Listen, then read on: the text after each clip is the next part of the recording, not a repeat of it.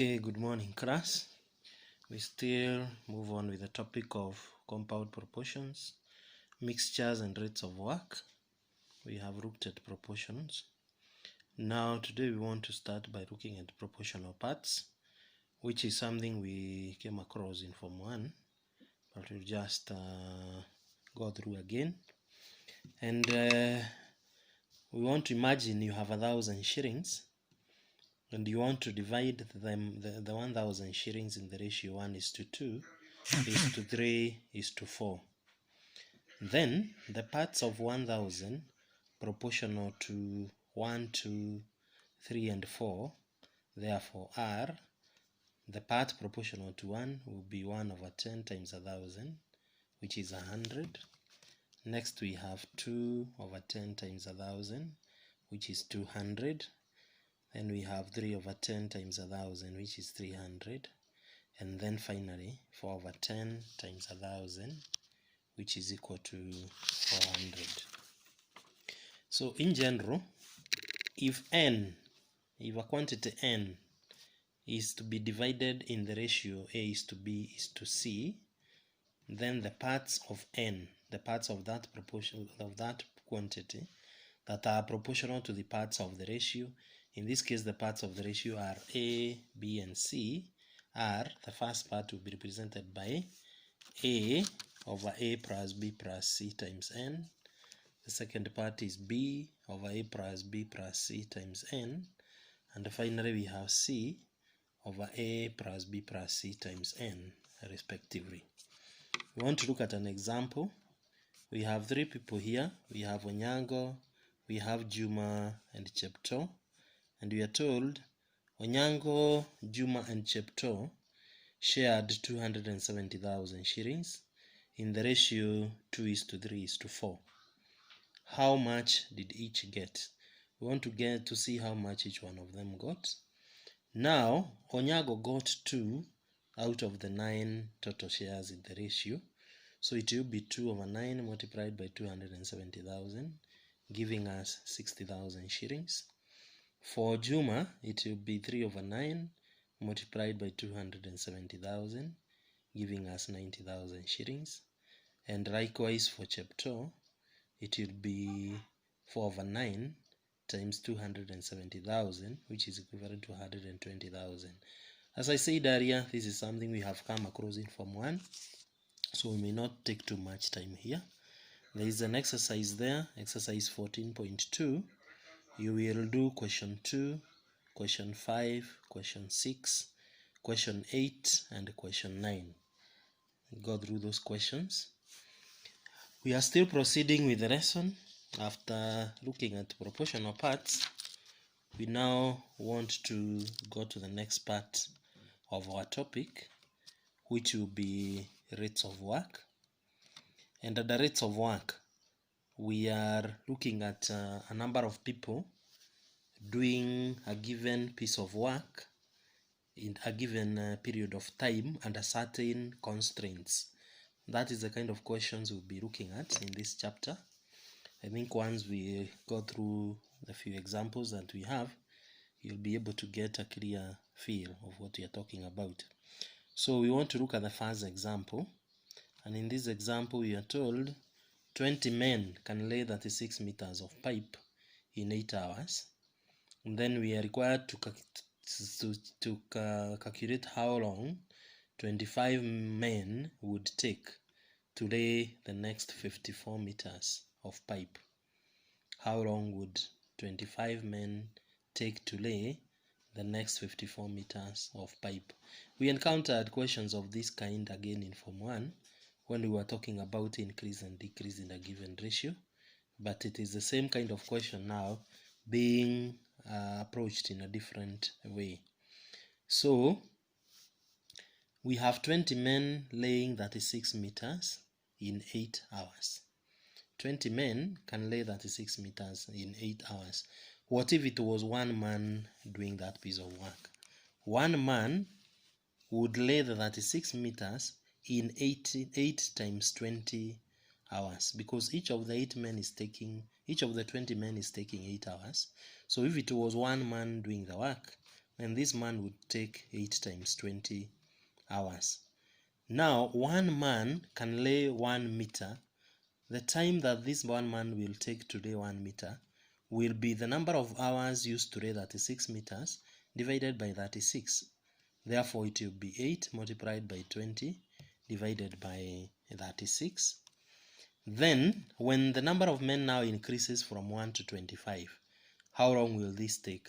It will be the number of hours taken by one man to lay 1 meter, then you divide by 25.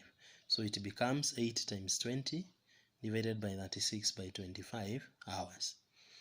Now, that is the time that 25 men would take to lay 1 meter.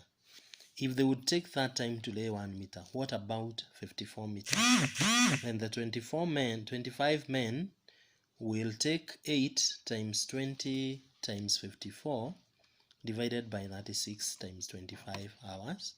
So that would be 48 over 5 hours, which is equivalent to 9 and 3 over 5 hours. It's equivalent to 9 and 3 over 5 hours. Another way of looking at it is that considering the number of man hours. Now we are told to consider 20 men, each working 8 hours. If it is 20 men, each working 8 hours, then the number of man hours involved in this case will be 20 times 8. So the total number of man hours will be 20 times 8. These are the total number of hours a man is working. And since they are 20, we multiply 20 by 8. Then 1 meter of pipe requires 20 times 8 over 36 man hours. 1 meter requires 20 times 8 over 36 man hours. What about 54 meters?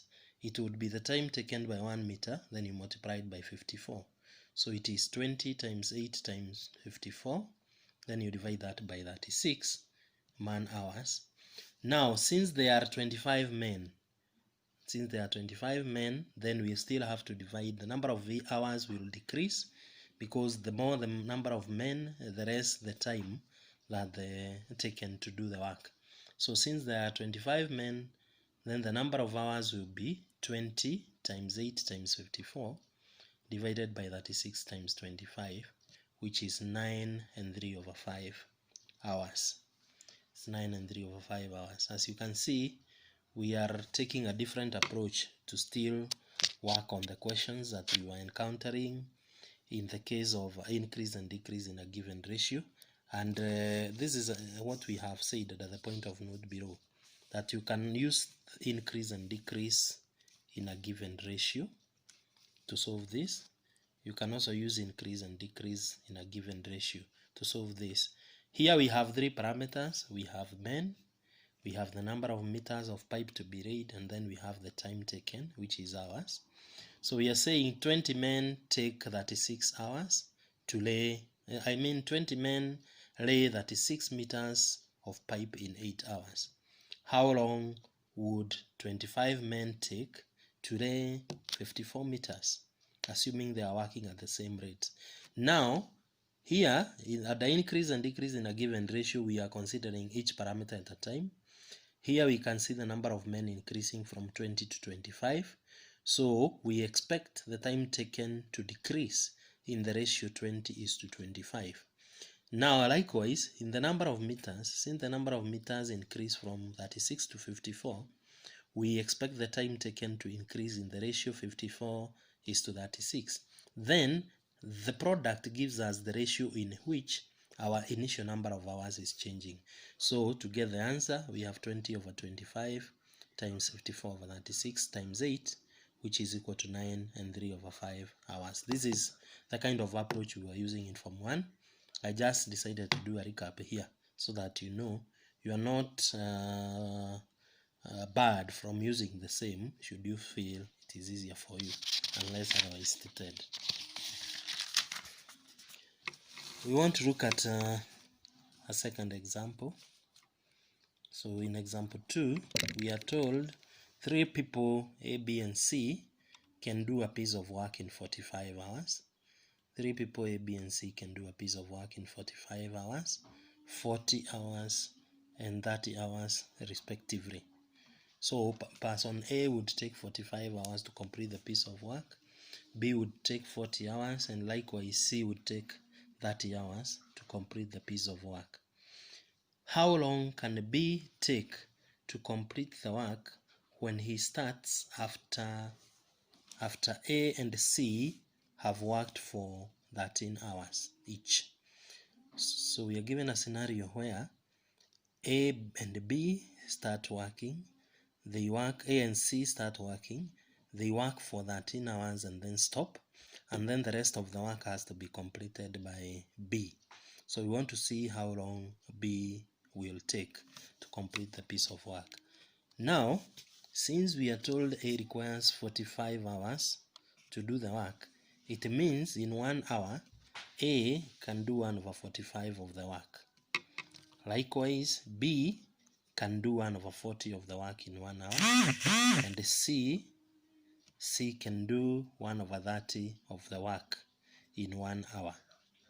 So we are told in this case that A and C work for 13 hours, then leave the rest of the work for B. So in 1 hour, A and C, how much work will A and C do? It is the fraction of work done by A alone in 1 hour plus the fraction of work done by C in 1 hour. So it is 1/45 plus 1/30, giving us 1/18 of the work. Now that is the work that A and C we will do in 1 hour. It is a fraction of 1/18. If they do 1/18 of the work in 1 hour, what about in 13 hours? So in 13 hours, A and C will do the fraction of work done in 1 hour, which is 1/18, multiplied by the number of hours, which is 13, and that gives us 13/18 of the work. So after A and C have worked for 13 hours, they do 13/18 of the work. Therefore, the work remaining will be 1 minus 13/18, which is 5/18 of the work. So after A and C have worked for 13 hours, then 5/18 of the work is remaining. Now, to know how long B will take to complete the work, we'll take the fraction of work remaining divided by the fraction of work that B does in 1 hour, which happens to be 1/40. So we'll have 5/18 divided by 1/40, which gives us 11 and 1/9 hours. So B will require a further 11 and 1/9 hours to do the remaining work, which is the question that we were seeking to answer. We still want to look at a further example. Here we have taps. We are told tap P can fill a tank in 2 hours, and tap Q can fill the same tank in 4 hours. So tap P can fill in 2 hours, tap Q can fill the same tank in 4 hours. Then we have a third tap R, which is now emptying the tank. And we are told tap R can empty the tank in 3 hours. And the first question we asked is, if tap R is closed, how long would it take P and Q to fill the tank? Remember, P and Q are filling the tank and R is emptying. Now in this particular case, we are told tap R is closed, so tap P and Q are open. Now, since we are told that tap P can fill the tank in 2 hours, it means in 1 hour it fills a half of the tank. Likewise, since tap P takes 4 hours to fill the tank, it means then that tap Q fills a quarter of the tank in 1 hour. Likewise, tap R, we are told it empties a third of the tank in 1 hour. In this particular case, tap R is closed. Therefore, in 1 hour, tap P and Q will fill a half plus a quarter of the tank, which is 3/4 of the tank. In 1 hour, tap P and Q will fill a half plus a quarter of the tank, which is 3/4 of the tank. So if tap R is closed, then the time taken to fill the tank will be 1 divided by 3/4, which gives us 4/3 hours. Now, part B, we are told to calculate how long it will take to fill the tank when the three taps P, Q, and R are left running.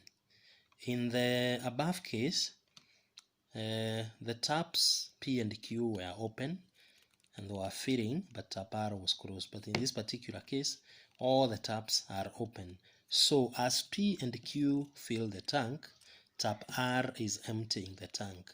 So the fraction of the tank that is filled in 1 hour should be the half that is filled by tap P plus the quarter that is filled by tap Q minus the third that is emptied by tap R, giving us 5/12.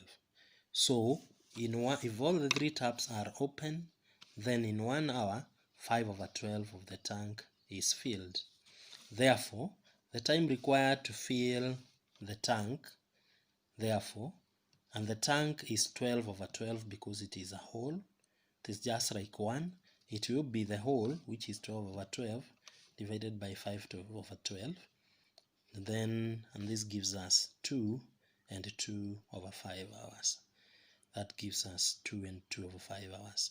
So that is the kind of questions we will encounter under rate of work, and we want to give you an exercise still from KLB. This would be exercise 14.3. do number 5, number 2, number 5, number 10, question 11, 14, and 15. Now that brings us to the end of lesson 2 under compound proportions, mixtures, and rates of work. Thank you.